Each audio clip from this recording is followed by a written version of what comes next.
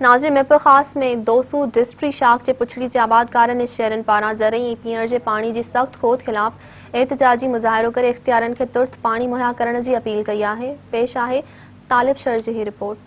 नाज़रीन इन वक्त अस मौजूद आयूं 200 डिस्ट्रिक्ट के पुछड़ी में जेका हिते जी सूरत हाल ॾिठी अथसि त उन जी इंतहाई ख़राब आहे ऐं ज़मीनूं जेको आहिनि वीरान बणी पयूं आहिनि, शाखुनि में वारी उॾामी रही आहे। उन हवाले से जेको हिते जा शहरन के पानी 200 डिस्ट्रिक्ट में मुहैया थे थी उहे शहरी पीअण के पानी लाइ परेशान आहिनि।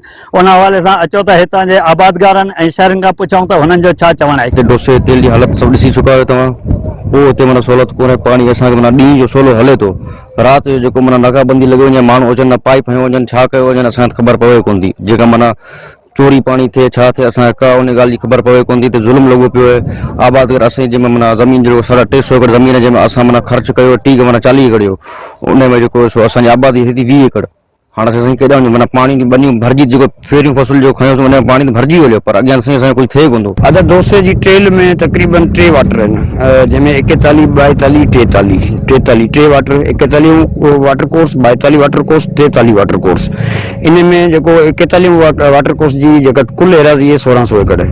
1600 एकड़ में मुझे ख्याल में मुश्किल से 2 खां 250 एकड़ जी आबादी कती में होंदी। 1600 एकड़ में असां अलाए ते दोसे ते मका तो खाई 300 एकड़ ज़मीन असां शौक़ सां आयासीं, चेत असांजो कुछ थियो कती में असां यही हालत है। 40 एकड़ असां खेड़ी कराए छड़ी है, उन में 20 खां 22 एकड़ थी है, उहा भी हाँ सुके पई।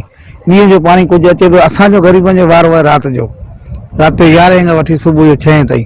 वो रात जो पानी असांजो ख़त्म थी वेंदो, वरी सुबुह जो 6 बजे वरी पानी रसे थो। पुछड़ी में असां पानी जो वहल लॻो पियो आहे।